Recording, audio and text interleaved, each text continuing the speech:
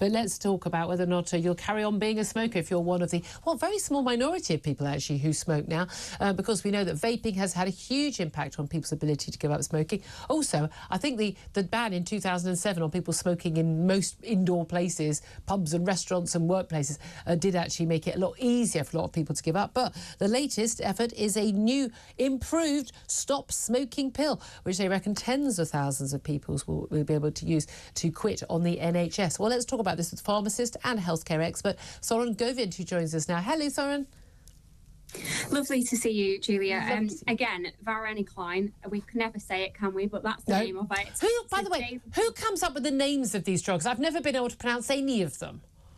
Don't worry, I have that problem too. So complete sympathy.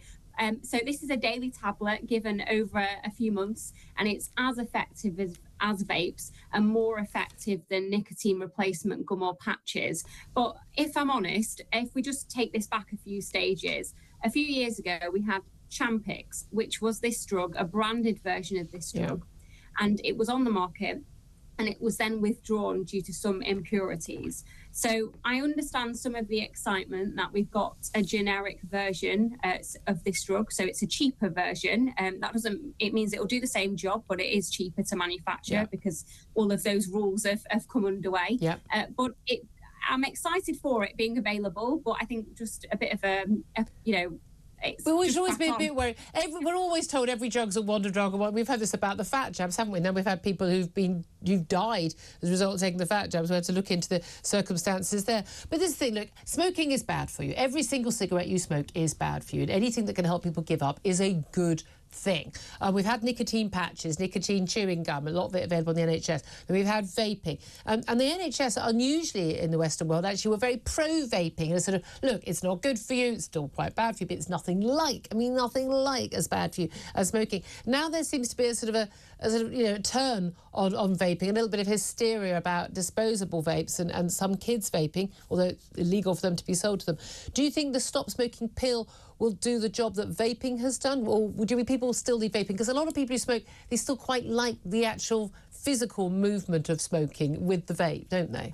Yeah, so that is that hand-to-mouth action. And if you're going to quit anything, even if it's smoking, there is what we call the cycle of change. And there is that process that you go through when you're making a change. And for some people, it is that hand-to-mouth action. What I would say is, look, stopping smoking is one of the biggest health interventions that you can make for yourselves. Even within 20 minutes, your pulse returns to normal. After 10 years, there's even more great news because your risk of death from lung cancer will have halved compared to a smoker's. So look, this is a big intervention for your health. And to me, if there's another thing that we can armour that we can offer towards patients, then that is positive, especially given we haven't had this available to us. Should it be available on the NHS though? Because I do have a real issue with this stuff. Everyone goes, oh, well, it saves the NHS money in the long run.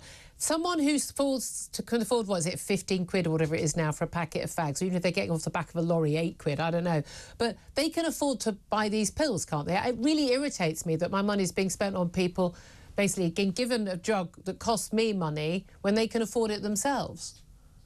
Well, look, I think we need to consider this is a prescription-only medication, so it's going to be regulated as to how people obtain it. As people who are prescribing it will also be asking people what they've already tried. So I think we need to put this in perspective here. I think this is one of a number of measures. But in order to quit smoking, most people do well by using some sort of an intervention like this alongside behavioural support. And one of my worries as well is we need to have that behavioural support in place. OK, really good to talk to you. Thank you very much. Thorrun Govind, pharmacist and healthcare expert. Tom, I don't think you've ever been a smoker? No, I am. You are, you're still a smoker, not moved onto the vapes, don't want to take the pills or nicotine patches. Every time they try and clamp down in a very juvenile fashion, I double down. So, but no, not a lot less than I used to. How many you smoke a day?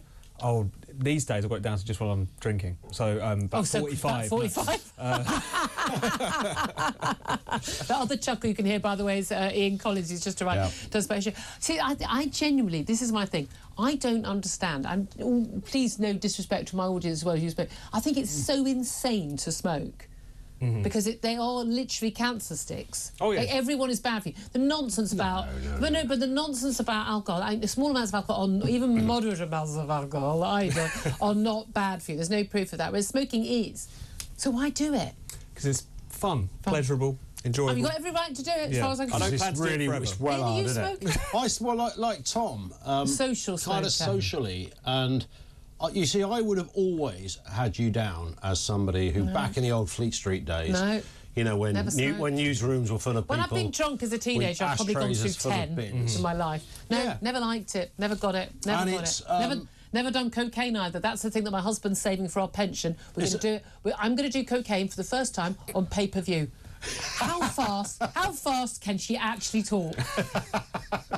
Yeah, what would You'd watch that. What would you be like on that stuff? Imagine, folks, imagine. I'd be paying for that as well. Exactly.